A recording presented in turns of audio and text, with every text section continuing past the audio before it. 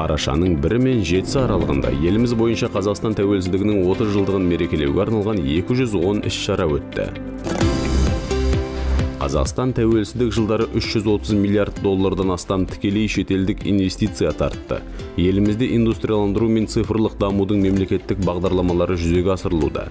Республика электрондық үкіметтің даму деңгейі бойынша Біріккен ұлттар ұйымы рейтингісінде 193 елдің ішінде 29-шы орында тұр. Осы аптада мемлекет басшысы Екібастұздағы темір жол кластерінің даму көрсеткіштерімен танысып, ондағы серпінді клеммалар мен бұрандалар шығаратын Ferrotranstrade жаңа зауытын іске қосты. Зауыт алдағы уақытта аталған құрамдас бөлшектердің импортынан толығымен бас тартуға мүмкіндік бермек. Қазақстан тәуелсіздігінің 30 жылдығына орай барлық өңірлерде ірі мәдени іс-шаралар өткізілуде. Нұр-Сұлтанда театр фестивалінде елорда тұрғындар үшін 30 қойылым көрсетілді. Сол сияқты Оралда мерейтойға орай Томирис тарихи спектаклінің премьерасы болды.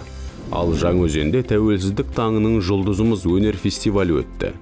Сонымен бірге Жамбыл облысының Сарысу ауданында туған жерім Дархам далам мерекелік іс-шарасы ұйымдастырылды. Ел тәуелсіздігінің 30 жылдығы қарсаңында Сәтпаев қаласында жаңа неке сарайы салтанатты түрде ашылды. Елімізде қайырымды істер марафоны аясында 158 қайырымдылық акциясы өтті. Атырауда сал ауруына шалдыққан балаларға арналған қаладағы алғашқы күндізгі орталық ашылды. Бірінші кезеңде орталықта 30 бала оңалту көмегіне жүгіне алады. Тәуелсіздіктің мен үшін маңызы онлайн челленджі жалғасып жатқандығын естеріңізге саламыз. Бүгінге дейін 5000-нан астам қазақстандық азамат әлеуметтік желіде тәуелсіз елде тұрудың қандай екені туралы оқиғалармен бөлісті.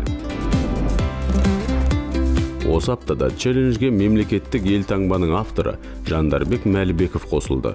Ол еліміздің 30 жыл ішінде мыңдаған, жүздеген жылдарға татитын биік деңгейге көтерілгенін атап өтті.